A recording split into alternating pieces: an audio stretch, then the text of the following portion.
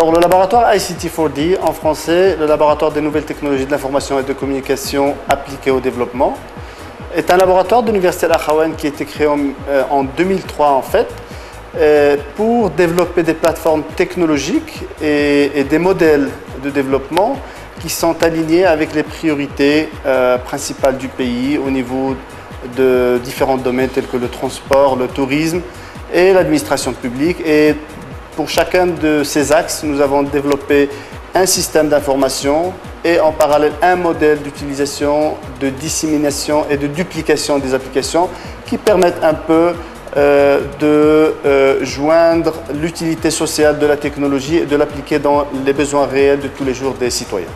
Le laboratoire ICT4D, Information and Communication Technologies for Development, basé à l'Université Al-Akhawayn, a pour vocation l'encouragement de l'appropriation des technologies d'information et de communication et de leur utilisation comme vecteur de développement durable dans 3 principaux domaines, e-gov, e-tourisme et e-transport. Pour le projet IFES, le laboratoire ICT4D a bénéficié de l'appui financier du Centre canadien de recherche pour le développement international.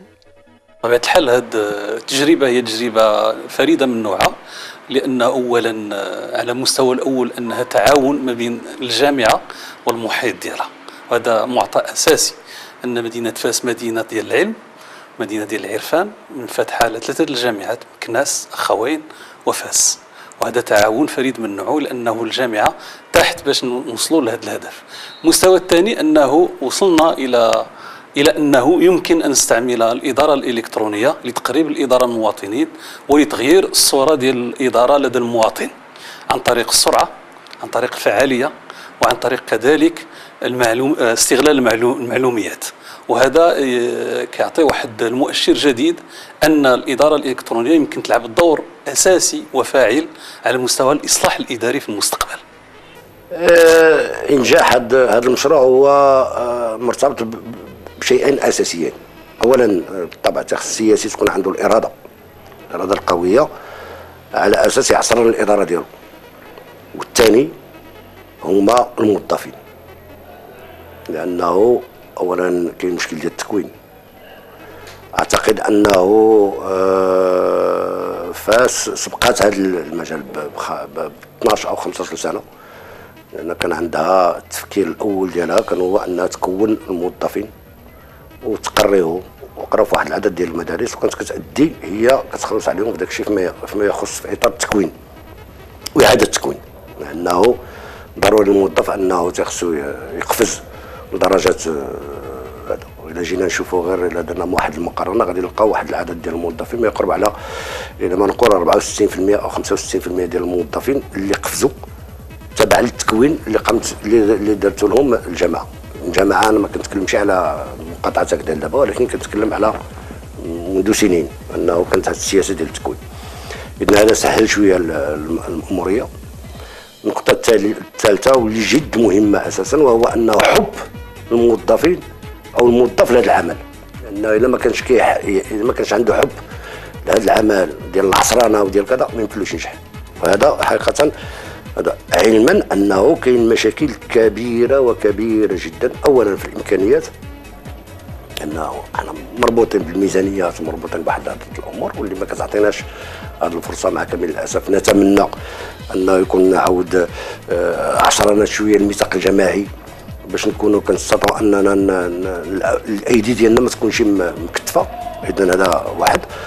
ولكن أنا أعتقد أنه النجاح كيرجع لشيئين أساسيين، الإرادة السياسية والإدارة للموظف. Le projet de IFES a démarré en 2004, fin 2003, et il est financé par le CRDI. Et son objectif principal, en fait, c'est de mettre les nouvelles technologies de l'information au service du citoyen. Vous savez qu'un jour ou l'autre, on est confronté à aller aux offices de l'administration publique, notamment, par exemple, le bureau d'état civil, où il y a 80% des démarches administratives qu'un citoyen peut faire vont se faire toujours au bureau d'état civil, et c'est de là qu'on a cru qu'il était important de focaliser notre travail sur l'automatisation du bureau d'état civil, et donc c'est un travail monstre qui a été réalisé, et ce qu'on remarque aujourd'hui, c'est en fait que le citoyen de l'arrondissement de Fès-Egdel il préfère nettement être servi par la plateforme technologique que nous avons développée parce qu'elle lui permet de gagner du temps, beaucoup plus de clarté, beaucoup plus de simplicité dans les procédures. En parallèle à cette plateforme technologique que nous avons développée, il y a un travail de fond au niveau de la recherche fondamentale qu'on fait, surtout pour développer un modèle de e-gouvernement au Maroc qui nous permettrait de dupliquer et d'accélérer la dissémination de tels systèmes au niveau du secteur public, mais aussi un peu d'analyser et de comprendre les impacts des systèmes de e-gouvernement sur la bonne gouvernance en général. الدور ديالي هو مساعدة المواطن في أخذ عقد الازدياد بالطريقة الأوتوماتيكية. يمكن له ياخذ عقد الازدياد ديالو بواسطة الكيوسك عبر 5 ديال الخطوات. أولاً يدخل السنة ديالو، ثانياً يدخل رقم عقد الازدياد، ثالثاً يطبع عقد الازدياد ديالو، والخطوة الرابعة هي عدد النسخ اللي غيختار، والخطوة الخامسة هي غياخذ عقد الازدياد ديالو من عند الضابطة. يقدر اي انسان يخدم الكيوسك كيف ما كان، واخا يكون حتى انسان امي او قاري. في الحقيقه مرافق الحاله المدنيه قبل ادخال المعلومات كانت يعرف واحد الصعوبات كبيره، اذ ان المواطن باش كيلتجأ للمقاطعه للحصول على وثيقه عقد الازدياد كان كيطلب منه واحد الوقت كيتعدى 24 ساعه، وبعض الاحيان حتى يومين او 3 ايام، خصوصا في الدخول المدرسي او في اخر السنه بخصوص الامتحانات والمباريات. بعد ادخال المعلومات ولا المواطن تيحصل على الوثيقه في واحد الظرف ديال ثانيه او ثانيتين، ولا كيديها بواحد الجوده عاليه، وثانيا ولات مابقاش هذاك الصف بقى المواطن تيديها بشفافيه بدون هذا سبق نهايه وهذا سبق سوء، يعني اللي وصل كيدير الوثيقه ديالو. هذا العمل اللي قمت به الجامعه كان الهدف منه بالدرجه الاولى هو خدمه المواطن، وثانيا هو الحكامه الجيده. Les citoyens de l'arrondissement Fes-Agdel peuvent, depuis novembre 2005, retirer auprès des guichets de l'arrondissement des documents de l'état civil suivants: l'extrait d'acte de naissance, la copie intégrale et le certificat de vie. La durée de réalisation de l'ensemble des procédures ne dépasse pas 5 minutes. بالنسبه لهذا النظام الجديد والنظام اللي كنا تناخذوا بعقد الازدياد فرق كبير بزاف، يعني ما كاين حتى شي مقارنه. شحال هذه كنا تنجيو وتنتظروا وكان تيدير داك الشيء باليد وتاخذ وقت كبير. دابا الحمد لله الانسان تيمشي بيدو، تيستعمل الجهاز بيدو، والعقد ديال تيخرج واضح في بعض الثواني، بلاص كنا تنسالوا بعد النوبه نص ساعه وساعه على حسب الناس اللي هنايا تينتظروا. دابا تناخذ العقد ديال بيدينا وفوق ثواني حتى دقيقه ما كاملاش، والعقد الزياد الحمد لله واضح ومزيان. والله يعاونكم والله يكثر من هذا الشيء ممتاز، هذا الشيء ممتاز. نمره واحد تبارك الله عليكم. مشروع إيفاز هو مشروع تنموي يهدف أساساً إلى إدخال واستعمال وحسن توظيف التكنولوجيا من أجل تحديث أساليب عمل الإدارة، وتحديداً تحديث أساليب عمل مكاتب الحل المدنية بغية تحسين جودة الخدمات وعقلنة عاملي الزمن والجهد في تلقي الخدمات. من أجل بلوغ هذه الأهداف ومن أجل تحقيق هذا التغيير اعتمدنا على مقاربة ومنهجية شمولية ترتكز أساساً على تطوير حلول تكنولوجية تستجيب لمتطلبات العمل الإداري ومنسجمة مع خصوصيات النسيج الاجتماعي والثقافي للمواطن العادي. من أجل ضمان هذا الانسجام اعتمدنا أساساً على البحث الميداني وعلى الإنصات للمواطنين الموظفين والمسؤولين. قمنا أيضاً في إطار هذه المنهجية بتتبع وتقييم آثار ووقع تكنولوجيا على تغيير علاقة الإدارة مع المواطنين من أجل تبيان الدور الفعال للتكنولوجيا على تحسين ظروف الحكامة الجيدة. Je crois que comme tout le monde, on a déjà eu affaire donc à cette administration pour avoir des extraits de date de naissance, ne serait-ce que pour des inscriptions scolaires. Il faut avouer que donc entre le système, l'ancien système et ce nouveau système, il n'y a aucune comparaison. Du moment que ce nouveau système permet non seulement l'efficacité, mais en plus la rapidité, et surtout donc le citoyen peut lui-même participer à cette opération, et c'est déjà pas mal. Donc rapide, efficace, ça pourrait résumer tout. Les services à distance offerts par le portail www.portaildefes.ma sont des informations institutionnelles, des informations administratives, des services en ligne, téléchargement des formulaires, requêtes sur la base de données de l'état civil et un annuaire administratif du personnel.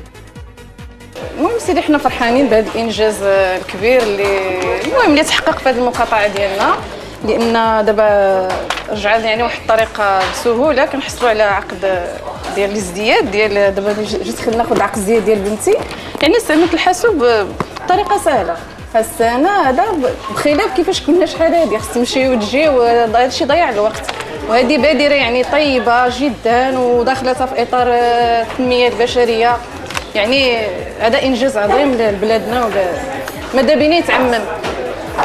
مستقبل المشروع مرتبط بتعميمه، هذا التعميم كيمر اولا من المكاتب السبعه لمقاطعه اكدال، ثانيا 33 مكتب لمدينه فاس. سيتم حوسبه جميع سجلات الحل المدنيه، ربط هذه المكاتب فيما بينها، وبالتالي يمكن اي مواطن اينما كان يقطن في مدينه فاس ان يحصل على عقد ازدياد في اقرب مكتب له.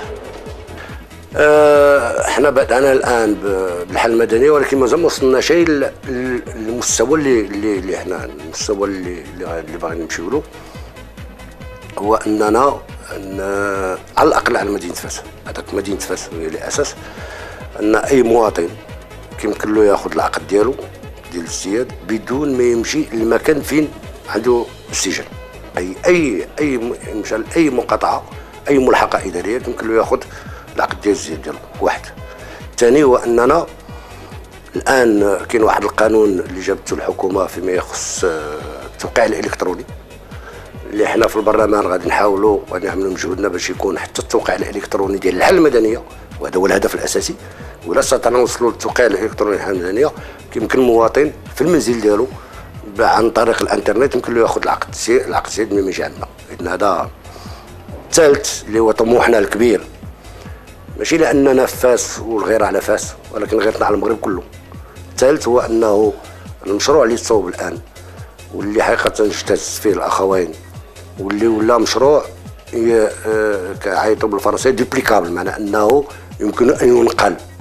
هو مشروع سهل جدا اللي يمكن له يدار في المغرب كله ونوصل للنتيجه التاليه جد مهمه، معناه انه يمكن انسان كيشتغل في الداخله هو مزداد في وجده وعنده السجل ديال وجده يمكن له في الداخله ياخذ العقد ديالو بدون ما يتنقل. وهذا هو الهدف ديال المشروع. Le laboratoire de l'université Al-Akhawayn, ICT4D, a élaboré une feuille de route, roadmap. Objectif, permettre de dupliquer rapidement l'expérience de IFES dans les différentes villes du royaume. 3 villes ont déjà adhéré à ce modèle, Larache, Al-Hajeb et Ifrane.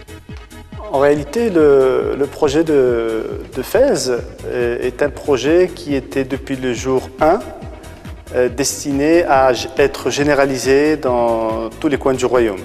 Donc ce que nous avons essayé de faire, c'est de dégager une connaissance qui nous permettrait en réalité de le dupliquer de façon plus rapide, mais de façon scientifique et formelle et bien étudiée. Et donc, immédiatement après le succès que nous constatons du projet actuel qui est déployé à l'arrondissement de Fès-Agdal, bientôt nous entamerons l'automatisation des 32 bureaux d'état civil de la ville de Fès. Mais en parallèle, nous avons déjà commencé le travail avec d'autres villes partenaires telles que Larache, Ifrane, Al-Hajeb.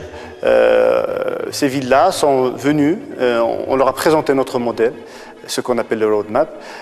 On leur a présenté aussi l'impact des systèmes de e-gouvernement sur la bonne gouvernance. On l'a présenté aux preneurs de décision et ils l'ont adopté.